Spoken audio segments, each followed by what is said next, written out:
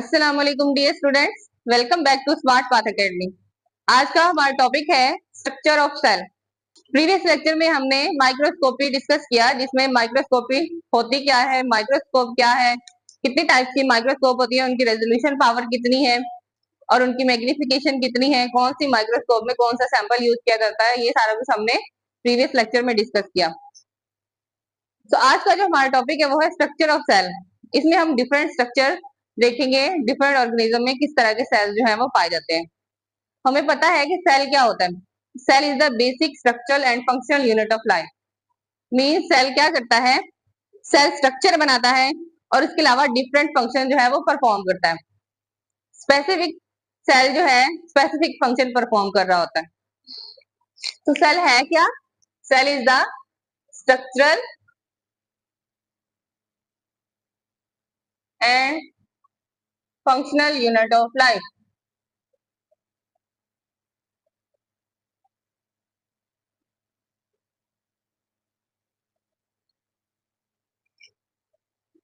क्या करता है सेल?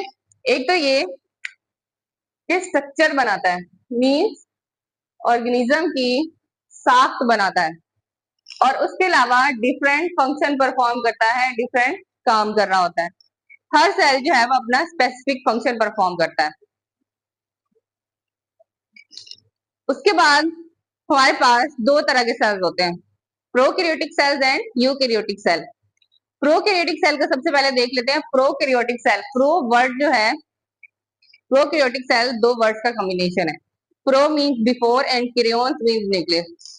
ऐसे सेल जिनमें ट्रू न्यूक्लियस नहीं होता, means membrane bounded organelle nucleus present नहीं होता, उसका जेनेटिक मटेरियल जो है वो सेल के अंदर फ्लोट कर रहा होता है। ऐसे ऑर्गेनिज्म को हम क्या कहते हैं? Prokaryotic organism, like bacteria. इसका स्ट्रक्चर देखते हैं। ये बैक्टीरिया की डायग्राम है, ठीक है। इसमें सबसे पहले तो ये देखें कि ये इसका क्या है, ये सारा जेनेटिक मटेरियल है, और ये जेनेटिक मटेरियल किसी एक specific membrane bounded organelle nucleus में प्रेजेंट नहीं है, जबकि ये साइटोप्लाज्म में फ्लोट कर रहा है। तो इसको हम क्या कहेंगे? ये क्या है? बैक्टीरिया, जिसमें true membrane bounded organelle nucleus present नहीं होता, ट्रू न्यूक्लियस प्रेजेंट नहीं होता। ये हमारे पास क्या है? Genetic material. उसके बाद बैक्टीरिया के पास सेल वॉल भी प्रेजेंट होती है।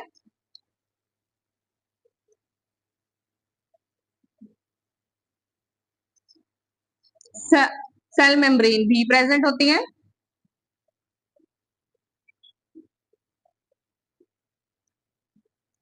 साइटोप्लाज्म भी प्रेजेंट होता है। अब इन तीनों को हम पहले वन बाय वन डिस्कस कर लेते हैं, ये होते क्या। सेल वॉल जो है वो आउटर कवरिंग होती है। सबसे पहली कवरिंग जो है वो क्या होती है? Cell wall. सेल वॉल जो है वो क्या होती है? रिजिड होती है, सॉलिड होती है, स्ट्रक्चर बनाती है किसी भी सेल का। फिर उसके बाद हमारे पास क्या आ जाती है? Cell membrane. तो बैक्टीरिया के अंदर सेल वॉल भी प्रेजेंट होती है और सेल मेम्ब्रेन भी प्रेजेंट होती है। जो सेल वॉल है बैक्टीरिया की, वो पेप्टाइडोग्लाइकेन से बनी हुई होती है। ये क्या है? पेप्टाइडोग्लाइकेन एक कार्बोहाइड्रेट है, पॉलीसेकेराइड है, जिससे मिलकर ये बनी हुई होती है। फिर इसके बाद हमारे पास सेल मेम्ब्रेन आ जाती है। सेल मेम्ब्रेन सेकंड लेयर है इसकी। सेल मेम्ब्रेन जो है वो इलास्टिक होती है, सेमी परमिएबल होती है, जबकि सेल वॉल जो है वो परमिएबल होती है। अब सेमी परमिएबल और परमिएबल क्या होती है? ऐसी मेम्ब्रेन जो सारे मटेरियल को अलाउ करे into the cell and out of the cell, वो क्या होती है? परमिएबल।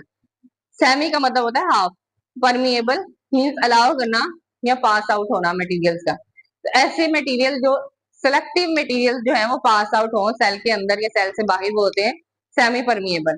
तो ये जो सेल मेम्ब्रेन है ये सेमी परमिएबल है, और सेल वॉल जो है वो क्या है? परमिएबल है। अब इसमें फ्लूइड लाइक मटेरियल प्रेजेंट है, जिसको क्या कहा जाता है? साइटोप्लाज्म कहा जाता है। और उस साइटोप्लाज्म में हमारे पास जेनेटिक मटेरियल जो है वो फ्लोट कर रहा होता है। फिर उसके बाद ये क्या है? प्लाज्मिड। अब ये प्लाज्मिड क्या होता है? प्लाज्मिड सर्कुलर स्ट्रक्चर प्रेजेंट होता है।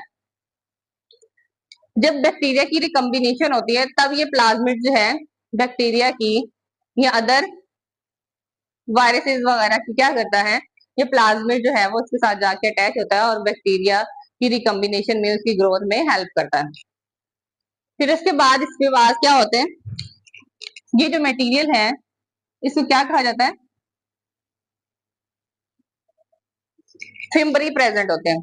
अब ये क्या होते हैं, ये बेसिकली थिन स्ट्रक्चर प्रेजेंट होता है, हेयर लाइक स्ट्रक्चर होता है, जो क्या करवाता है, सेल टू सेल अटैचमेंट करवाता है।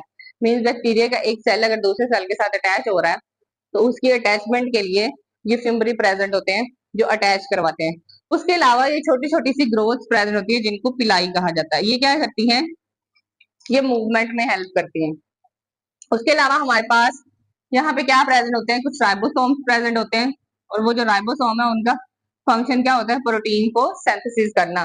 प्रोटीन फैक्ट्री जो है वो राइबोसोम कहलाती है। उसके अलावा कुछ साइटोप्लाज्मिक इंक्लूजन प्रेजेंट होती हैं, कुछ मटेरियल जो है साइटोप्लाज्मिक इंक्लूजन जो है वो प्रेजेंट होती है। उसके अलावा जो मेन इसकी मूवमेंट में हेल्प करता है वो है फ्लैजिला। ये भी एक स्ट्रक्चर होता है, थ्रेड लाइक स्ट्रक्चर, जो क्या करवाता है, उस सेल को मूव करवाने में हेल्प करता है। तो ये हमारे पास क्या है, फ्लैजिलम। तो ये हमारे पास बैक्टीरिया का स्ट्रक्चर है जिसमें बैक्टीरिया की सेल वॉल प्रेजेंट है, और इस स्ट्रक्चर को क्या कहा जाता है, इस स्ट्रक्चर को कहा जाता है कैप्सूल।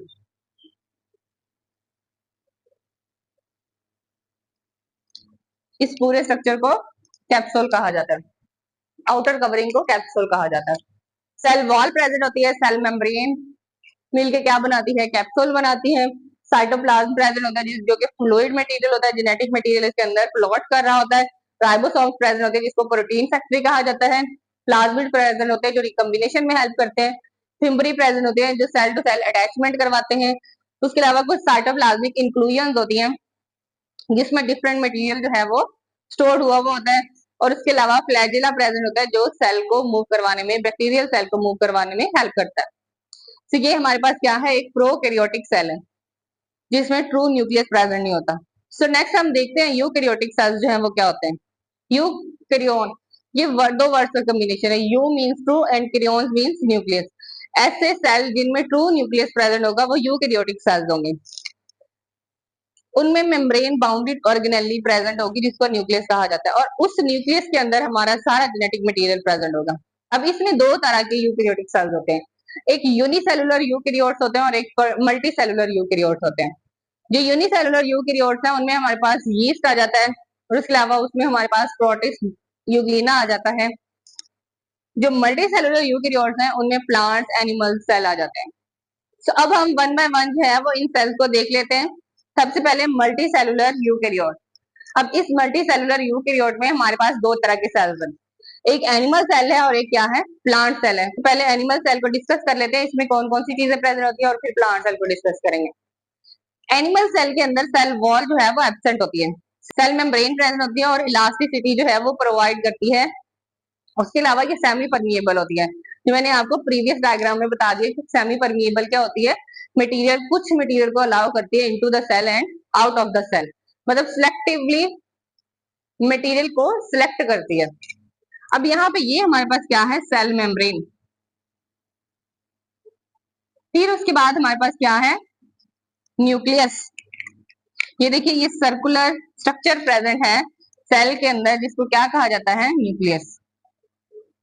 और इस न्यूक्लियस के अराउंड जो न्यूक्लियस की आउटर मेम्ब्रेन है वो स्प्रेड हो जाती है एक और ऑर्गेनेली की तरफ, जिसको क्या कहा जाता है, एंडोप्लाज्मिक रेटिकुलम। Endoplasmic reticulum. अब ये जो एंडोप्लाज्मिक रेटिकुलम है ये फर्दर दो तरह के होते हैं, एक हमारे पास होता है जी रफ एंडोप्लाज्मिक रेटिकुलम, और एक होता है हमारे पास स्मूथ एंडोप्लाज्मिक रेटिकुलम। जो हमारे पास रफ एंडोप्लाज्मिक रेटिकुलम है उसके ऊपर इस तरह से छोटे छोटे से राइबोसोम जो है वो अटैच हुए होते हैं, जबकि जो स्मूथ एंडोप्लाज्मिक रेटिकुलम है वो यहाँ से ट्यूब लाइक स्ट्रक्चर बनाता है रफ एंडोप्लाज्मिक रेटिकुलम से ही, और वो स्मूथ होता है। जो रफ एंडोप्लाज्मिक रेटिकुलम होता है उसके ऊपर राइबोसोम होते हैं जो प्रोटीन की सिंथेसिस करते हैं, जबकि जो स्मूथ एंडोप्लाज्मिक रेटिकुलम है वो डिफरेंट फंक्शन परफॉर्म करता है, वो मेटाबॉलिज्म करता है, डिटॉक्सिफिकेशन करता है, कैल्शियम आयन को अपने अंदर स्टोर करता है, जो कि हमारे मसल सेल जब कॉन्ट्रैक्ट रिलैक्स होते हैं तो उनमें यूटिलाइज होता है। तो ये स्मूथ एंडोप्लाज्मिक रेटिकुलम के फंक्शन है। फिर इसके बाद हमारे पास क्या प्रेजेंट होता है इसमें, छोटा सा वैक्यूल साइड में प्रेजेंट होता है। और उसके अलावा हमारे पास क्या प्रेजेंट होंगे, राइबोसोम्स प्रेजेंट होंगे, पेरोक्सिसोम्स प्रेजेंट होंगे।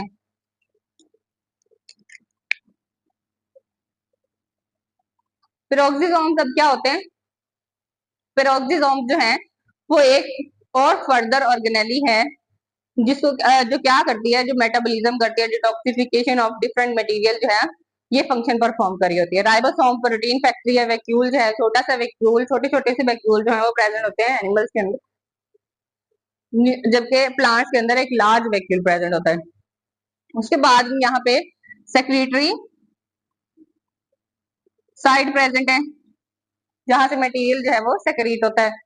और उसके अलावा इसमें हमारे पास पावर हाउस ऑफ सेल, जिसको क्या कहा जाता है, माइटोकॉन्ड्रिया, वो प्रेजेंट होता है, जो क्या करता है, एनर्जी की प्रोडक्शन करता है, जिसमें Krebs cycle, electron transport chain चलते हैं और एनर्जी की प्रोडक्शन होती है in the form of ATP, NADPH. फिर उसके बाद इसमें कुछ फिलामेंट्स होते हैं जिनमें हमारे पास माइक्रो फिलामेंट्स आ जाते हैं, इंटरमीडिएट फिलामेंट आ जाते हैं, जो क्या करते हैं, सपोर्ट प्रोवाइड करते हैं।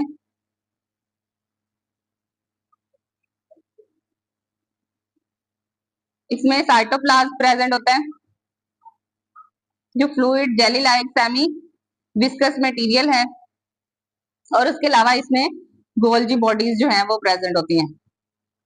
गोल्जी बॉडीज क्या करती हैं, जो एंडोप्लाज्मिक रेटिकुलम से, ये सारी ऑर्गेनेलीज अब हम फर्दर नेक्स्ट लेक्चर्स में वन बाय वन डिस्कस करते जाएंगे।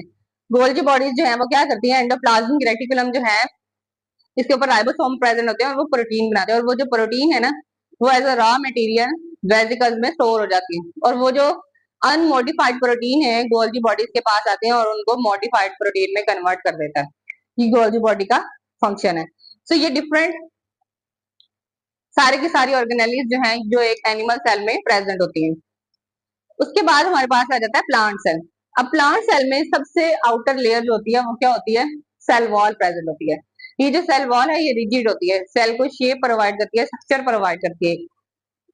उसके बाद हमारे पास होती है सेल मेम्ब्रेन। अब सेल वॉल के ऊपर छोटे छोटे से ये पोर्स आपको नजर आ रहे होंगे, ये जो पोर्स है ना ये क्या कहलाते हैं, प्लाज्मोडेस्माटा।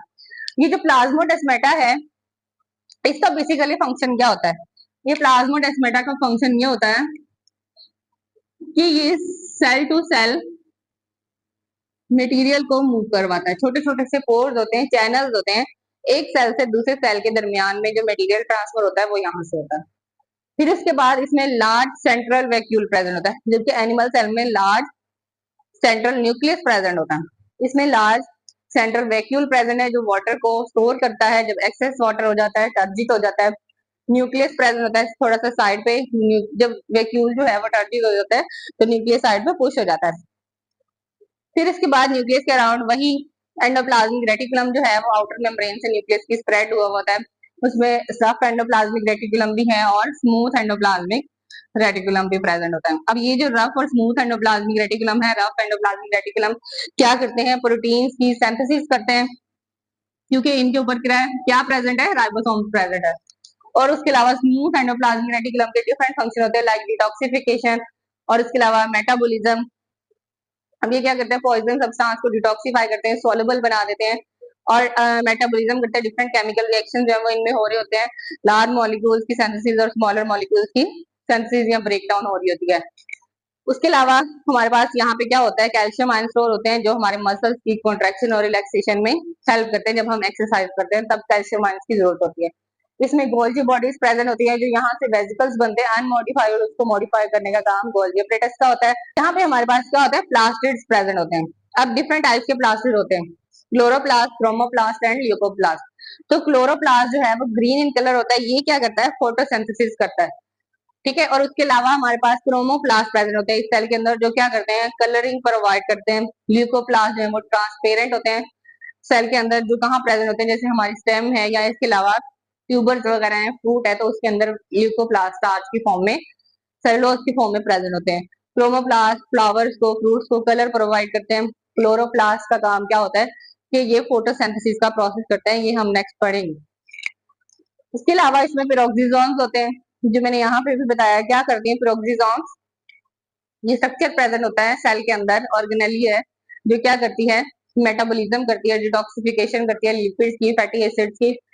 उसके अलावा साइटोप्लाज्म प्रेजेंट होता है, जैसे jelly like structure, semi viscous structure, जो इस प्लांट सेल के अंदर प्रेजेंट होते हैं। तो ये सारे के सारे स्ट्रक्चर जो है मिलके क्या बनाते हैं, एक प्लांट सेल बनाते हैं। फिर उसके बाद ये दोनों हमारे पास क्या थे, multi cellular eukaryotic cell.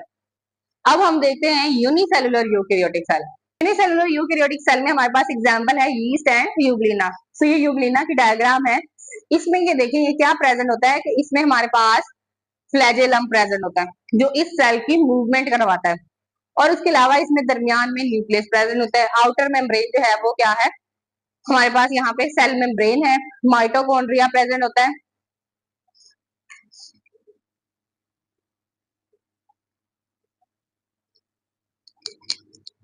Endoplasmic reticulum present होता है, इसमें छोटे छोटे से क्लोरोप्लास्ट प्रेजेंट होते हैं। कॉन्ट्रैक्टाइल वैक्यूल प्रेजेंट होता है। फोटो रिसेप्टर्स होते हैं, जो क्या करते हैं सिग्नलिंग प्रोवाइड करते हैं और सिग्नलिंग को एक्सेप्ट करते हैं, ये ट्रांसफर कर रहे होते हैं, जिसकी वजह से ये लोकोमोशन में इजीली हेल्प होती है। फिर यहाँ पे आई स्पोर्ट प्रेजेंट होता है, बिल्कुल जैसे हमारी आईज का काम होता है वैसे यहाँ पे आई स्पोर्ट होता है, जो आगे फर्दर मूव करवाने में इस सेल को हेल्प करता है या सिग्नल रिसीव कर रहे होते हैं। तो ये हमारे पास क्या है, euglena unicellular eukaryotic cell, euglena का स्ट्रक्चर है। सो वन बाय वन हमने सारे के सारे स्ट्रक्चर डिस्कस कर लिए। प्रोकैरियोटिक सेल में बैक्टीरिया का स्ट्रक्चर भी देखा कि सेल किस तरह का होता है, उसमें कौन कौन सी चीजें प्रेजेंट होती हैं। यूकैरियोटिक सेल में दोनों हमने देखे, multi cellular eukaryotes and unicellular eukaryotes. तो ये था सारा हमारा आज का लेक्चर। अगर आपको मेरी वीडियोस इन्फॉर्मेटिव लगती हैं तो मेरे चैनल को सब्सक्राइब करें, वीडियो को लाइक एंड शेयर करें। See you soon in the next video. अल्लाह हाफिज।